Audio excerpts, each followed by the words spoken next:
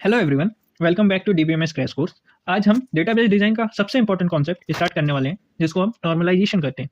लेकिन नॉर्मलाइजेशन को समझने से पहले हमें ये एक फाउंडेशन समझना बहुत जरूरी है, जिसको हम फंक्शनल डिपेंडेंसी बोलते हैं।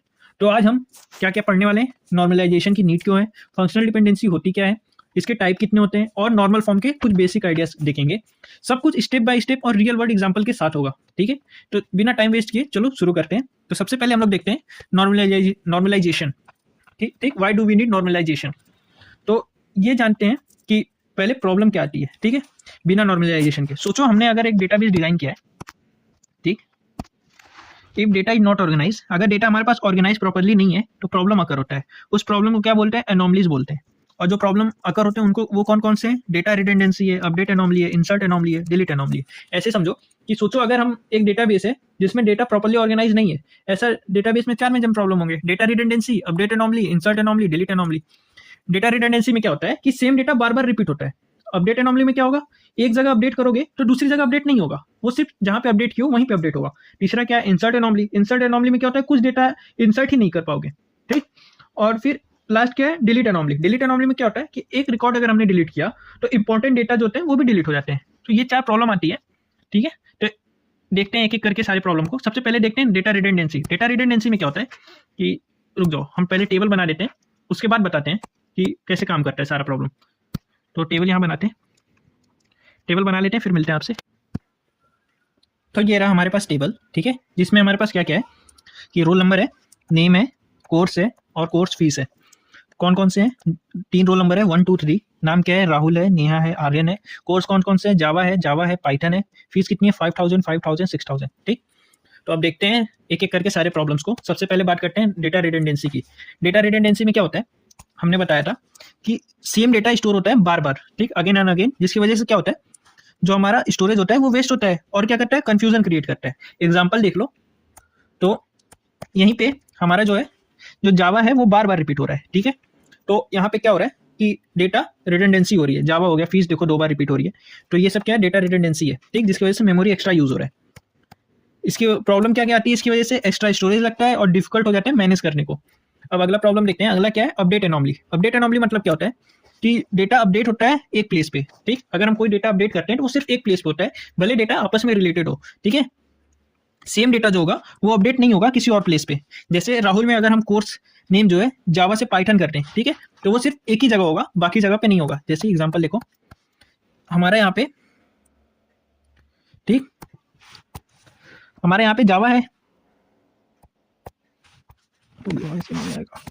हमारे यहाँ पे जावा है, यहाँ पे जावा है। ठीक, दो जगह पे हमारा जावा है। अब मैं यहाँ पे जावा को चेंज करके यहाँ पे क्या कर दूँ, यहाँ पे पाइथन कर दूँ। ठीक, तो ये सिर्फ यहीं पे चेंज होगा, यहाँ पे चेंज नहीं होगा। ठीक है, तो ये कौन सी प्रॉब्लम आती है? अपडेट एनॉमली की प्रॉब्लम आती है। ठीक है, रिजल्ट क्या आता है कि डेटाबेस जो होता है हमारा इनकंसिस्टेंट हो जाता है। अब अगली प्रॉब्लम की बात करते हैं, इंसर्ट एनॉमली। इंसर्ट एनॉमली में क्या होता है, हम लोग डेटा इंसर्ट ही नहीं कर सकते हैं। ठीक है, बिना विदाउट अनदर डेटा, किसी और डेटा के अलावा स्टार्ट ही नहीं, मतलब इंसर्ट ही नहीं कर सकते। मान लो कि हमें इसी में हमारा जो टेबल है उसमें एआई कोर्स इंसर्ट करना है। ठीक है, और हमारे पास कोई स्टूडेंट जो वो इनरोल नहीं किया है, तो कोर्स ऐड ही नहीं होगा। लेकिन क्या हम तो पहले कोर्स ही ऐड करेंगे ना किसी टेबल में, तभी तो हम स्टूडेंट को उसको असाइन कर सकते हैं। ठीक है, तो वो यहाँ पे नहीं हो सकता है। तो इसकी वजह से क्या होता है, जो इंपॉर्टेंट डेटा होता है वो स्टोर नहीं हो पाता। अब लास्ट क्या है हमारा? Delete anomaly. डिलीट एनॉमली क्या करता है कि अगर हम एक रिकॉर्ड डिलीट करें, ठीक है, तो इंपॉर्टेंट डेटा जो होते हैं वो भी रिमूव हो जाते हैं। ठीक है, एग्जांपल मान लो जैसे हमने डिलीट कर दिया लास्ट जावा स्टूडेंट। ठीक है, तो क्या करेगा, जावा कोर्स की इंफॉर्मेशन जो होती है वो भी डिलीट हो जाती है। जैसे एग्जांपल दिखाता हूँ, जैसे हमारे पास जावा कौन कौन लिया? राहुल लिया, नेहा लिया। अब मैं मान लो हमने नेहा को डिलीट कर दिया, तो इसमें क्या है, जावा की भी इंफॉर्मेशन है, 5000 यानी उसकी फीस की भी है। तो ये क्या करेगा, नेम के साथ साथ कोर्स की इंफॉर्मेशन भी जो है वो भी क्या करेगा, डिलीट कर देगा। ठीक, इसमें डिलीट एनॉमली में। इसकी वजह से क्या होता है, हमारा जो वैल्यूड इंफॉर्मेशन होता है, वैल्यूएबल इंफॉर्मेशन, जो बहुत इंपॉर्टेंट इंफॉर्मेशन होता है, वो क्या हो जाता है, लॉस्ट हो जाता है। अब आगे बढ़ते हैं, इन सब प्रॉब्लम का सोल्यूशन क्या है? इतनी देर से हम लोग पढ़ रहे थे, ये क्या था, प्रॉब्लम था। तो यही प्रॉब्लम है जिसलिए हमें नॉर्मलाइजेशन की जरूरत पड़ी। ठीक है, तो इन सब का सोल्यूशन क्या है हमारे पास? नॉर्मलाइजेशन। ठीक है, ये हेल्प क्या करता है, हेल्प कैसे करता है, हमें ऑर्गेनाइज करता है डेटा को प्रॉपर्ली। ठीक, क्या करेगा, डेटा को प्रॉपर्ली ऑर्गेनाइज कर देगा, डुप्लीकेट कर मतलब रिड्यूस कर देता है डुप्लीकेट वैल्यू को, एनॉमलीज जो होती है उनको रिमूव करता है और डेटाबेस को क्लीन और लॉजिकल बनाता है। ठीक है, जिसकी वजह से क्या होता है, हमारा जो रिजल्ट आता है वो क्या होता है, एरर फ्री डेटाबेस बनता है और आसानी हो जाती है उसको मेंटेन करने में। अब आगे देखते हैं, आगे क्या हमारे पास functional dependency. I hope normalization समझ में आ गया होगा। नॉर्मलाइजेशन क्या करता है कि हमारे जो 4 प्रॉब्लम अकर होते हैं, data redundancy, insert anomaly, update anomaly, delete anomaly, इन सबको रिमूव करता है। ठीक है, जिससे हमारा जो डेटा होता है वो क्या होता है, आसानी से मेंटेन हो जाता है, एरर फ्री बनता है डेटाबेस। अब बात करते हैं फंक्शनल डिपेंडेंसी की, कि फंक्शनल डिपेंडेंसी क्या होता है। फंक्शनल डिपेंडेंसी क्या है, फंक्शनल डिपेंडेंसी फाउंडेशन है किसका, नॉर्मलाइजेशन का। ठीक, अगर सिंपल डिफिनेशन में समझो कि अगर हम एक एट्रीब्यूट की वैल्यू से किसी दूसरे एट्रीब्यूट की वैल्यू यूनिकली आइडेंटिफाई कर सकते हैं, ठीक है, तो उसे हम फंक्शनल डिपेंडेंसी कहते हैं। क्या, if one attribute determines another attribute then it is called functional dependency.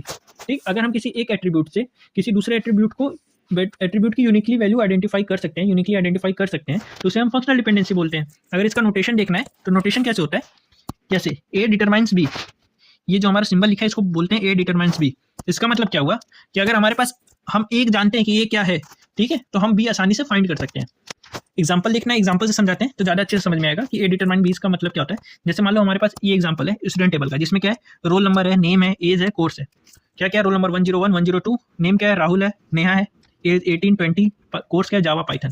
ठीक, ये हमारे पास है।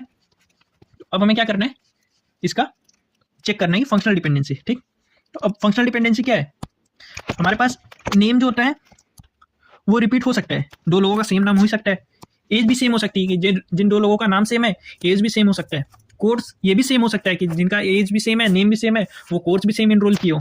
लेकिन रोल नंबर जो होगा, जो हमारे पास रोल नंबर होगा, ये यूनिक होगा। ठीक, तो अगर हमें रोल नंबर पता हो तो हम नेम, एज, कोर्स सारे फाइंड कर सकते हैं। ठीक, यही है हमारे पास। ठीक है, फंक्शनल डिपेंडेंसी क्या है कि अगर हमारे पास रोल नंबर पता है तो उससे नेम भी फाइंड हो जाएगा, एज भी फाइंड हो जाएगा और कोर्स भी फाइंड हो जाएगा। तो रोल नंबर हमारा क्या हो जाता है, डिटर्मिनेंट हो जाता है। ठीक है, डिटर्मिनेंट क्या होता है, जो एट्रीब्यूट्स, ठीक, दूसरे एट्रीब्यूट को डिटरमाइन करता है उसको क्या बोलते हैं, डिटर्मिनेंट बोलते हैं। तो अब आगे बढ़ते हैं टाइप्स ऑफ फंक्शनल डिपेंडेंसी के। ठीक, फंक्शनल डिपेंडेंसी जो होते हैं मेनली 3 तरीके के होते हैं। कौन कौन से, full functional dependency, partial dependency और ट्रांजिटिव डिपेंडेंसी। ठीक, तो एक एक करके देखते हैं। पहले बात करते हैं हम लोग फुल फंक्शनल डिपेंडेंसी की। फुल फंक्शनल डिपेंडेंसी क्या होता है, ऐसे समझो। ठीक है, एट्रीब्यूट क्या होता है, फुल्ली डिपेंड होता है पूरे की पे। ठीक, तो अगर हम क्या करेंगे, कोई भी पार्ट अगर रिमूव करेंगे, कोई भी पार्ट अगर रिमूव किए तो की क्या होगा, ब्रेक हो जाएगा उसकी डिपेंडेंसी। ठीक, ऐसे समझो कि हमारे पास जो ए है वो डिटरमाइन कर रहा है बी को। ठीक, अब क्या करेगा कि ए क्या है, तब फुल्ली फंक्शनल डिपेंडेंसी होगा जब ए पूरी तरीके से बी को डिटरमाइन करे। अगर ए का कोई भी पार्ट मिस होता है तो बी जो है वो डिटरमाइन ना हो। एग्जांपल से समझते हैं, हमारे पास student ID, course ID, marks है। ठीक, अब हमें मार्क्स पता करने के लिए हमारे पास स्टूडेंट की आईडी भी होना जरूरी है, कोर्स आईडी भी जरूरी है। क्यों, क्योंकि हमें स्टूडेंट आईडी पता रहेगा तो उससे स्टूडेंट की इन्फॉर्मेशन निकाल सकते हैं और कोर्स आईडी पता रहेगा तो उससे कोर्स की इन्फॉर्मेशन निकाल सकते हैं। जब ये दोनों कंबाइन करेंगे तभी तो हमें मार्क्स पता चलेगा। अगर हमें पता ही नहीं है कि स्टूडेंट कौन से कोर्स में कितना मार्क्स पाया है तो कैसे फाइंड करेंगे, स्टूडेंट के बेसिस पे तो हम फाइंड कर नहीं सकते हैं। अगर स्टूडेंट के बेसिस पे करेंगे तो कोर्स की इन्फॉर्मेशन लॉस हो जाएगी। तो इसलिए यहाँ पे क्या होता है कि हम स्टूडेंट आईडी और कोर्स आईडी से क्या डिटरमाइन करते हैं, मार्क्स को। ठीक है, यहाँ पे दोनों नीड होगा तभी हम लोग मार्क्स को जो है डिटरमाइन कर सकते हैं, वरना मार्क्स जो है वो डिटरमाइन नहीं हो पाएगा, यानी मार्क्स को हम लोग फाउंड नहीं कर सकते हैं किसी एक से। अब बात करते हैं पार्शियल डिपेंडेंसी। पार्शियल डिपेंडेंसी क्या होता है, पार्शियल डिपेंडेंसी क्या होता है, एट्रीब्यूट्स जो होते हैं वो डिपेंड होते हैं किस पे, पार्ट ऑफ कंपोजिट की के। ठीक है, ये अलाउ नहीं होता है किसमें, टू नॉर्मल फॉर्म में। एग्जांपल लिखते हैं, या फिर ऐसे समझ लो कि पार्शियल डिपेंडेंसी तब होती है जब कंपोजिट की का सिर्फ एक पार्ट किसी नॉन के एट्रीब्यूट को डिटरमाइन करे। जैसे यहाँ पे student ID, course ID, student name है। ठीक, स्टूडेंट आईडी सेम है, कोर्स आईडी अलग अलग है, और हमें क्या फाइंड करना है, नेम। तो हमें कोर्स आईडी से क्या मतलब है, कोई मतलब नहीं है। हम क्या करेंगे, स्टूडेंट आईडी लेंगे और उससे हम क्या करेंगे, स्टूडेंट नेम फाइंड कर लेंगे। अगर हमें S1 पता है स्टूडेंट आईडी तो उससे हमें क्या पता चल जाएगा, नेम पता चल जाएगा। नेम क्या है, राहुल। ठीक, तो ये हमारा पार्शियल डिपेंडेंसी होता है। क्या होता है कि अगर हमारे पास 2 हैं composite key, student ID, course ID, जिससे हमें स्टूडेंट नेम फाइंड करना है। ठीक है, तो कोर्स आईडी की हमें जरूरत ही नहीं है तो हम क्या करेंगे, स्टूडेंट आईडी से डायरेक्ट नेम फाइंड कर सकते हैं। ठीक है, तो स्टूडेंट नेम जो होता है वो डिपेंड होता है सिर्फ किस पे, स्टूडेंट आईडी पे। कोर्स आईडी की रिक्वायरमेंट नहीं होती है। तो यही होता है हमारा पार्शियल डिपेंडेंसी। ठीक है, जैसे कि नॉर्मल फॉर्म में यूज नहीं होता है, बता ही दिया हूँ।